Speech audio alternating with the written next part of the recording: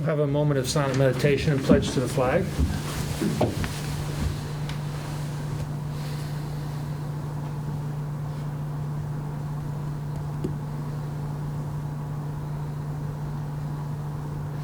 Thank you.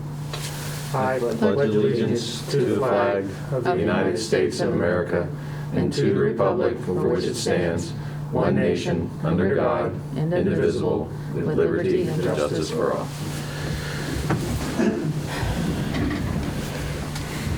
Okay, I'd like to call today's meeting of the Monongalia County Commission to order. Let the record reflect that all three commissioners are present. Let's start off with consent agenda and approval with our county administrator. Good morning, Renetta. Morning. Morning. We have 6 exonerations for $2,263.02. We have minutes for for January 6th, 13th, and December 30th. 2020. Vouchers, General County Fund, $34,731.80. 911, $9,890. 50 cents. Home Confinement, $219.75. Mason-Dixon Park, $2,896.07. Assessor's Valuation, $1,322.74. Morgantown Industrial TIF, $7,287.76. Purchasing Card Vouchers, General County Fund, $8,846.04. 911, $8,925.46. Assessor's Valuation, $664 for a voucher total of $74,784.12. Position vacancies for boards and authorities is listed on our website. Fiduciary orders for January 20th, 2021, and then we have 2 additional items that will require separate motions. Move for approval. Second. All those, we have a first and a second. All those in favor? Aye. Aye. Okay. You also have a 4th quarter status report for Fiduciary Commissioner George Armistead. Mm-hmm. So, accept the report. Move to approve. Yes, to approve. Yes. Seconded. Report. Oh, I'm sorry. Okay, we have a first and a second. All those in favor say aye. Aye. And then you have a petition to terminate the guardianship for an individual. I don't actually have that folder if you want to read the name off. Oh. It was, Oh. I think it's the top one there. Guardianship of Michelle Preet. Okay. Okay. It's a petition to terminate the guardianship, and then there's a subsequent order. Okay, do I have a motion? So move. Seconded. Okay, we have a first and a second. All those in favor say aye. Aye. Motion passes unanimously. Okay, anything else, Renetta? Okay. Next, we'll move on to introduction of new employees, personnel changes. We've got a couple. Mm-hmm. And these are really just transfers. So Day Report Center has a person that is currently a case aide / drug testing technician, Kara Parker. She is moving to the part-time case manager position, and then they're hiring a new drug screener. Mm-hmm. And then Amy from the superintendent at Chestnut Ridge Park sent me a request to transfer Kitty Porter, who is right now their seasonal janitorial staff for the cleaning the cabins and whatnot. She is transferring to a permanent part-time person with a subsequent salary increase. Okay. Do we have a motion to approve the personnel changes as presented? So moved. Second. Okay, we have a first and a second. All those in favor say aye. Aye. Okay. Any other personnel? Yep. Okay. Comments from the public. We will now open the meeting for public comment. Any member of the public wishing to be heard, raise their hand, come forward and provide his/her address for the record. Please note that time be limited to 3 minutes unless circumstances award an additional time as approved by the president. And it doesn't look like we have anybody here, so I'll close public portion. They're on the road. Colleen congrats. We have none? Okay. Correspondence. I have none. Jeff, do you have any? No. No. Okay. Unfinished business? None. Okay, we're moving right along. New business. To consider a request by Chief Judge Cindy Scott for the use of courtroom number 3 by Judge Clodges in conjunction with his forensic class on certain dates in February, March, and April 2021. Move to accept. Second. All right, first and a second. Is there any discussion? We discussed a moment last week. It's a standard Yeah. procedure. The judges requested the use of the courtroom before, and it furthers his cause in that class, and I don't see any problem with it. Yeah, this is consistent with previous And practice. we've coordinated, I believe, with court security to allow Right. access at the time and keep the parking level available. So, Yes. So we have a first and a second. All those in favor say aye. Aye. aye. Okay, the motion passes. B, consideration of appointments to the Monongalia County Development Authority. Renetta, indicate the individuals. We received, these are 3 individuals that are currently serving, and they would like to be reappointed to another term. Barry Palais, Marcus Eslack, and Ed Cosner. Ed Cosner, I would note that he previously resigned and then rescinded his resignation, and so this is to actually confirm him being reappointed. Okay. And then we also have to vote on Yes. this commission's wish to have me remain on That's correct. the commission. And then also, Emily Mazzarelli, who was the interim city manager, was serving on the Development Authority for the city of Morgantown. Since they have hired a city manager, Kim Hawes, the city has indicated that they would like him to serve instead of Emily. Okay, so the changes in mass is myself representing the commission, Kim Haas representing the city, which those are the city's decisions. We That's don't correct. really have a say in those. But and then the 3 individuals, Ed Cosner, Barry Pillay, Marcus Eslath, that would like to be reappointed. Do I have a motion? So moved. Second? Seconded. Okay, for discussion standpoint, we have a process. Development Authority has bylaws where these changes are run through the executive committee, brought to the full board, and the full board votes on them. That way, the Development Authority has control in trying to, measure and fill in holes in the Development Authority in regards to skill sets. So this was also voted on by the full board last week, and it was unanimously approved. So having said that, we have a first and a second. All those in favor? Aye. Aye. Okay, to consider the extension of the supplemental funding provided to the Visit Mountaineer Country Conventions and Visitors Bureau for an additional 3-month period. Move for approval with discussion. Second. Second, okay, discussion? Basically, I want to be in the member who's on the Mountaineer Country Convention Visitors Bureau. This has been brought up by the other 2 county commissioners who realize that we're still trying to get, I call it the CVB, on target, and I think this is a fantastic thing that we're doing for 3 months, and we'll consider it maybe possibly for another 3 months, but right now we want to look at this, and I know Susan's going to come in to give a report, but I think this is great where there's 6%, is it sales tax, or 6%? Lodging tax. Lodging tax, and we will be giving our 3% to CVB so they can kickstart is the best way to say the programs, and I don't know if anyone else would say, but I would really want to thank my colleagues for supporting this. This was COVID-related, right, Tom, as we talked about? Yes. Because hotel stays have been way down during COVID, and so the revenue stream that they normally get has been Decimated. affected drastically. So this kicks in our portion so that they can continue to operate and do things to get it back and bring Yes. people back to Mon County and get that industry moving again. Yeah, and just to be, there's a 6% sales tax, lodging tax. Right. By statute, we give 3% to the CVB, and then we've been giving them the full 6%. Right. And this is the second time we've extended it. So the total, Right. this will make for a total of 9 months. But it's kind of a chicken and egg argument. You can't have individuals promoting events to come to your city unless you have those individuals. So we're trying, Yeah. Obviously, we've been trying for months to try to get back to normal.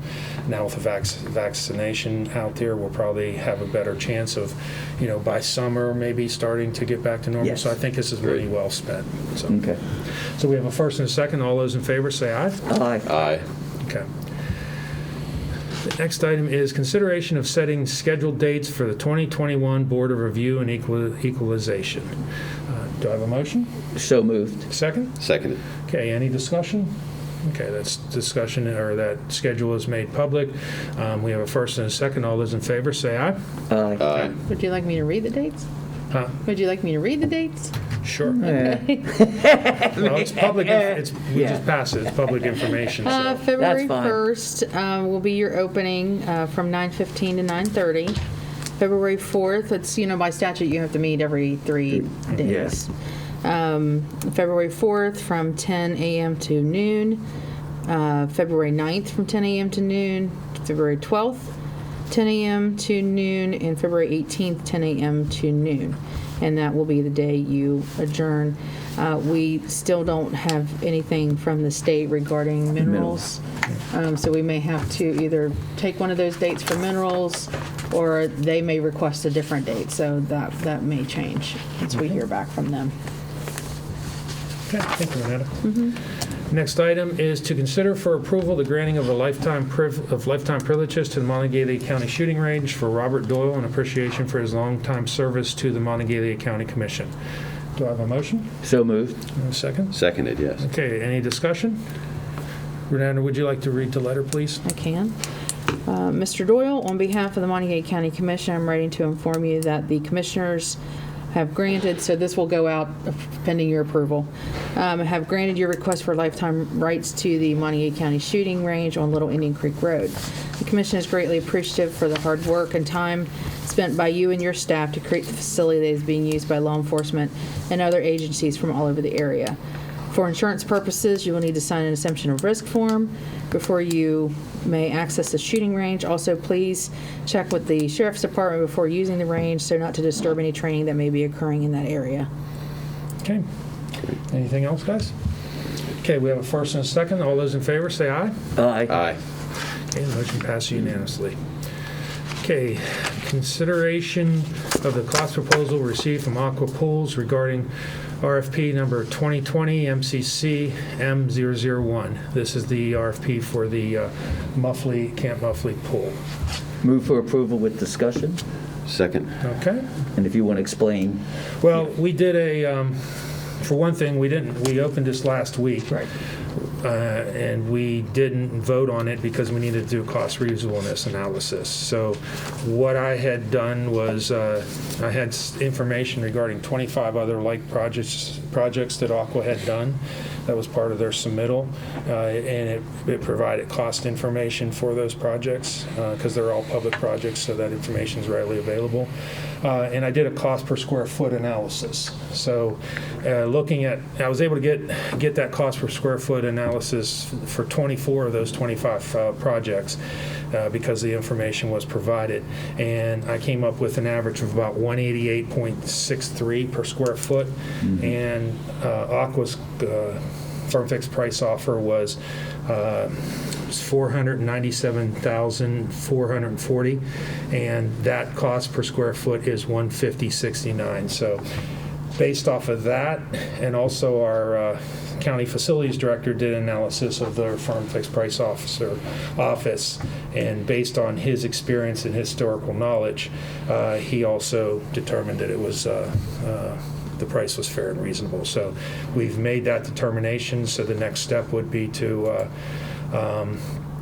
proceed with executing a contract with Aqua. So, any other discussion? No, that's Okay. Great. All right. So just so I'm clear of the motion, we're approving their cost offer, and Tom, you didn't mention it, but the next step would be for us to execute an agreement with them. So I'll add that to the motion. And I also want to clear that this is funds that are coming out of the 2 levies. Yes. So it isn't additional funds we are paying. It's coming out of our 2 levies. This So- was planned in the Yes. levies 2016, which will expire next July, and then the next levy, which goes on for 4 years from there. So, Yes. Great. okay, so we have an amended motion. Have a second? Yes, seconded. Okay. First and second. All those in favor, say aye. Aye. Aye. Okay. Do we have any other items, business items? Okay. Reports from elected officials and/or department supervisors. Jerry, do you have anything to report? Welcome back. Jimmy? Jimmy Smith, our 911 director.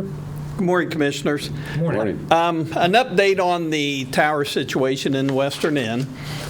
The temporary tower that we have leased from CNX is operating perfect at this point.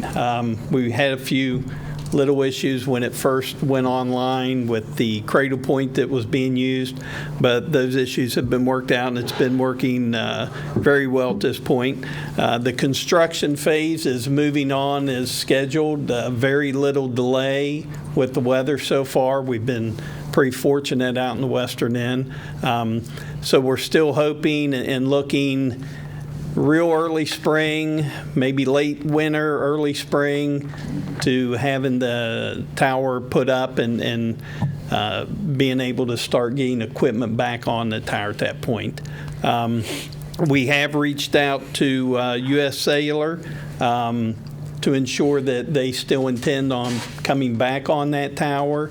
They advised that they were in the process of doing a prop study to make sure that they do want to come back on that tower, because right now they're using an existing tower it's probably about 300 feet lower.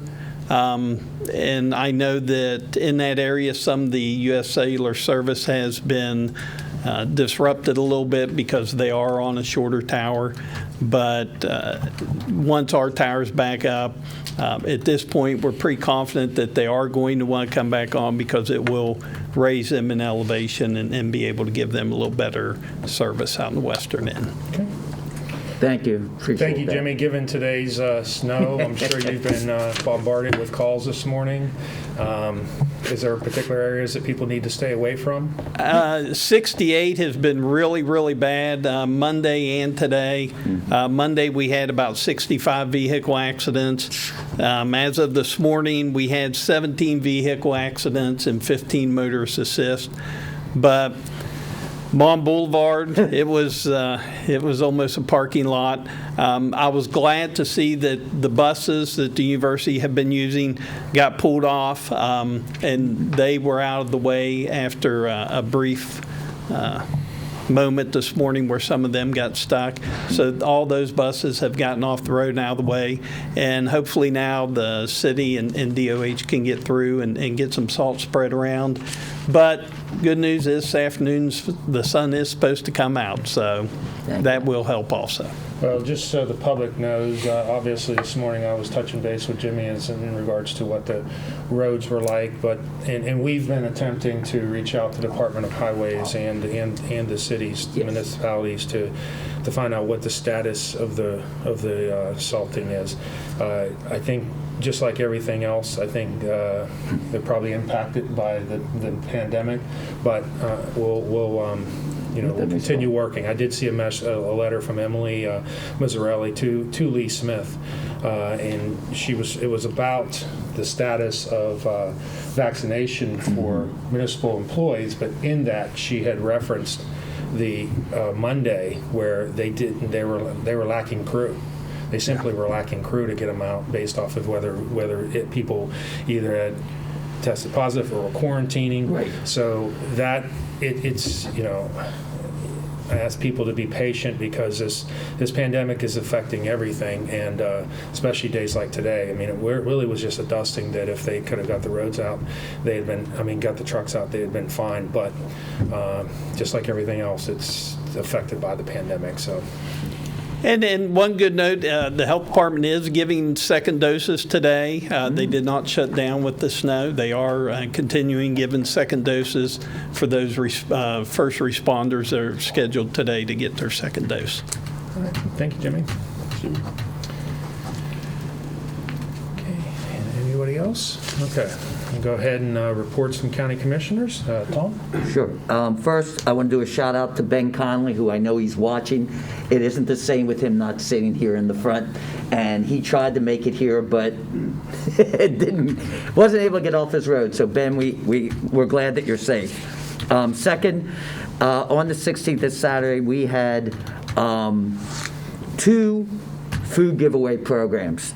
350 families were provided food at the Mountain Air Mall, and 220 families at the Westover site, for a total of 770 families. And the only reason why I bring this up is because when this pandemic started, we were averaging around 250. So it's almost tripled, and very concerned, and we do not want to be going in that direction. But I do want to, and I think it's very important, to give it a real big shout out and a thank you. Mr. Daniel Brewster, who is a sociology professor, and many of you have heard of him. He's also the faculty advisor for the last 10 years of the medical and dental brigades. And they have always gone to other countries to help out. Because they haven't been able to go out there, he has offered his brigades, and every Saturday when we have a food giveaway, he and his students come there and work, and I really want to thank them and publicly acknowledge we could not do it without them, and really appreciate that. So again, thank you very much, Mr. Brewster, and to the students, and we look forward to keep working with you. Thanks, Tom.